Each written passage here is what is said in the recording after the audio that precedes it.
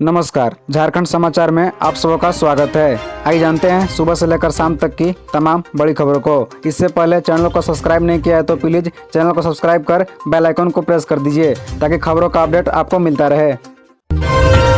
झारखंड कांग्रेस के 3 विधायकों से जुड़े केस कांड पर सुनवाई 3 फरवरी को। झारखंड हाईकोर्ट में मंगलवार को कांग्रेस के 3 विधायक इरफान अंसारी, रयस गजप और नमन बेसल कोंगाड़ी से जुड़े केस कांड मामले में सुनवाई हुई। यह सुनवाई अरगोड़ा थाने में की गई 0 FIR को कोलकाता स्थानांतरित किए जाने के खिलाफ पश्चिम बंगाल सरकार के वकील ने जवाब की कॉपी उपलब्ध कराने की बात कही। सुनवाई के दौरान जस्टिस R मुखोपाध्याय की अदालत ने मामले में सभी पक्षों को सुनने के बाद विस्तृत सुनवाई के लिए 3 फरवरी की तारीख निर्धारित की है। सुनवाई के दौरान सरकार की ओर से बताया गया कि जवाब की प्रति नहीं मिलने के कारण जवाब फाइल नहीं किया सका। इस पर पश्चिम बंगाल का सरकार के वकील ने जवाब की कॉपी उपलब्ध कराने की बात कही है।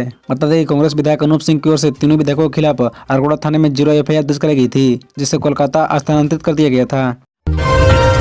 कोडरमा में बोले CM हेमंत सोरेन, बीजेपी ने झारखंड को बनाया पिछड़ा, अब झारखंडी करेगा विकास।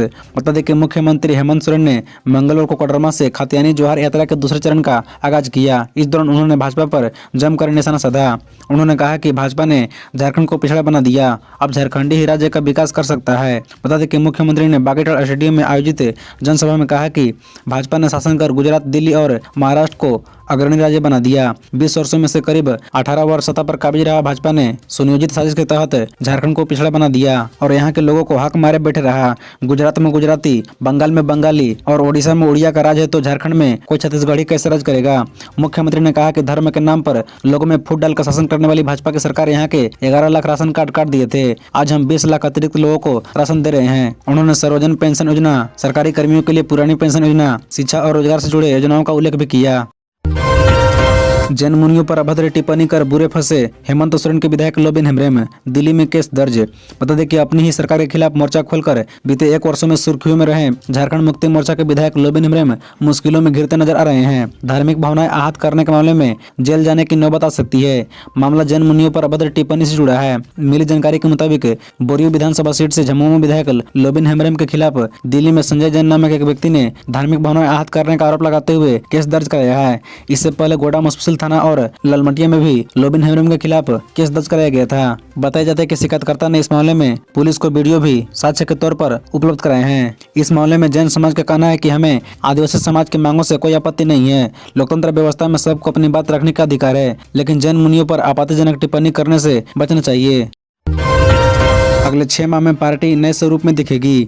बिहार सरकार के मंत्री अशोक चौधरी बोले, हेमंत सरकार की खतियानी स्थानीय नीति महज पॉलिटिकल स्टंट। जदयू के प्रदेश प्रभारी और बिहार सरकार के मंत्री अशोक चौधरी ने मंगलवार को कहा कि हेमंत सरकार की 1932 वाली स्थानीय नीति महज एक पॉलिटिकल स्टंट है।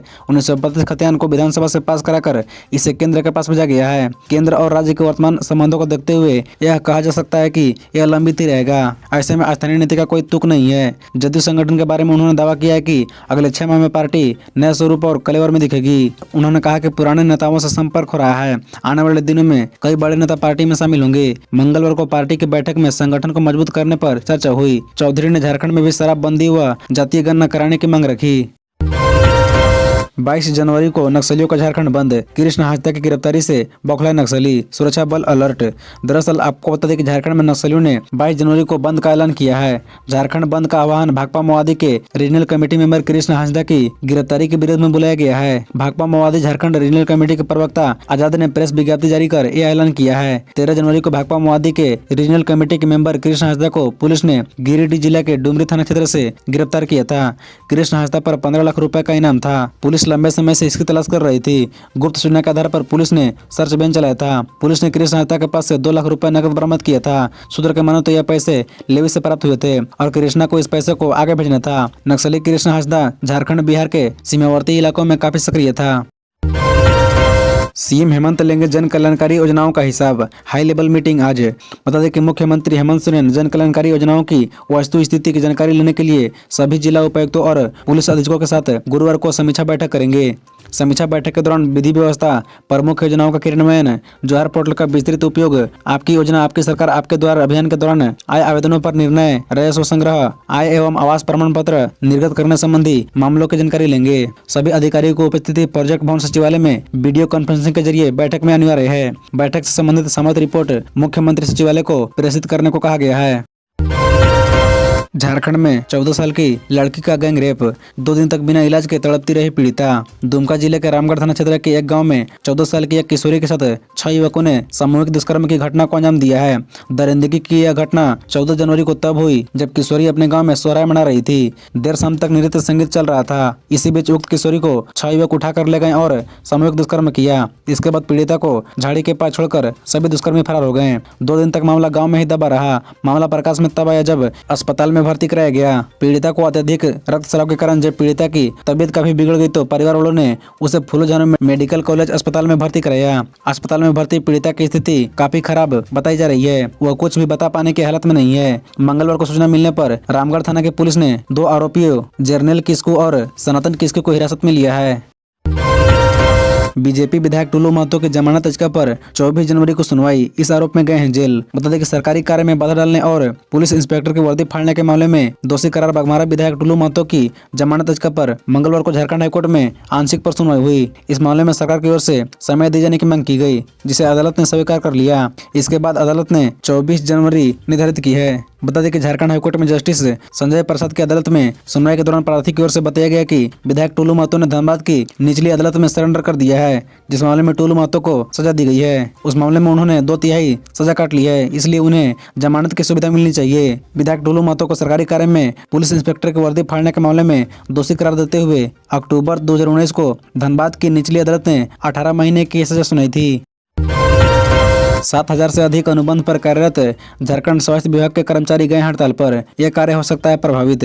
बता दें कि कोविड-19 से उबर रही स्वास्थ्य व्यवस्था एक बार फिर बेपटरी होने लगी है। सेवा अस्थायीकरण की मांग को लेकर स्वास्थ्य अनुबंध कर्मी मंगलवार से अनिश्चितकालीन हड़ताल पर चले गए हैं। झारखंड राज्य अनुबंधित पारा चिकित्सक कर्मी संघ सहित अन्य संगठनों के बैनर तले बड़ी संख्या में अनुबंध कर्मी मांगों को लेकर धरना पर बैठे रहे। वहीं राज्य के करीब 7,000 से ज्यादा अनुबंध पर कार्यरत नर्सों और पैरामेडिकल कर्मियों के एक साथ हड़ताल पर चले जाने से स्वास्थ्य सेवाएं प्रभावित हो सकती है। हालांकि फिलहाल इन सेवाओं पर हड़ताल का ज्यादा असर नहीं देखा गया। सदर अस्पताल सहित सामुदायिक स्वास्थ्य केंद्रों में ट्रेनी नर्सों के भरोसे यथास्थिति बहाल रखने की कोशिश की गई। बाहरी इलाकों में सामान्य टीकाकरण में कुछ कमी जरूर देखने को मिली। हालांकि सिविल सर्जन कार्यालय का दावा है कि जल्द ही स्थिति को सामान्य कर ली जाएगी। मरांग बरू बचाओ भारत यात्रा शुरू। आदिवासियों ने झारखंड के 50 से अधिक स्थानों पर सौंपा ज्ञापन। बता दें कि आदिवासी संघर्ष अभियान के राष्ट्रीय अध्यक्ष सह पूर्व सांसद सालखन मुर्मू ने गिरिडीह स्थित पारसंत पहाड़ मरांग बरू को बचाने के लिए भारत यात्रा की शुरुआत मंगलवार को जमशेदपुर में उपायुक्त कार्यालय से की। बताया गया कि पूर्वी सिंहभूम उपायुक्त कार्यालय समेत राज्य भर के 50 से अधिक स्थानों पर धरना प्रदर्शन कर प्रशासनिक अधिकारियों को ज्ञापन सौंपा गया। इसमें कहा गया कि मरांग बरू आदिवासियों का ईश्वर है, जिसे जैन धर्मावलंबियों ने हड़प लिया है। सालखन मुर्मू ने कहा कि मरांग बरू आदिवासियों के लिए अयोध्या के राम मंदिर से कम महत्वपूर्ण नहीं है। झारखंड सरकार ने भारत सरकार को पत्र लिखकर इसे जैनियों को सौंप दिया। यह दुनिया भर के आदिवासियों के साथ धोखा है। श्री मुर्मू ने कहा कि देश के विभिन्न राज्यों के आदिवासी बहुल जिलों में जनसभा करेंगे। यह फरवरी 2023 के अंत तक जारी रहेगा। 18 को रांची, 19 को रामगढ़, 20 को हजारीबाग, 21 को जामताड़ा, 22 को दुमका व 23 जनवरी को गोड्डा की यात्रा की जाएगी और 30 जनवरी को 5 प्रदेशों के 50 जिले मुख्यालय में सरना धर्म कोड की मान्यता के लिए मशाल जुलूस निकाला जाएगा। ढिबरा के वैध कारोबार की हुई सांकेतिक शुरुआत।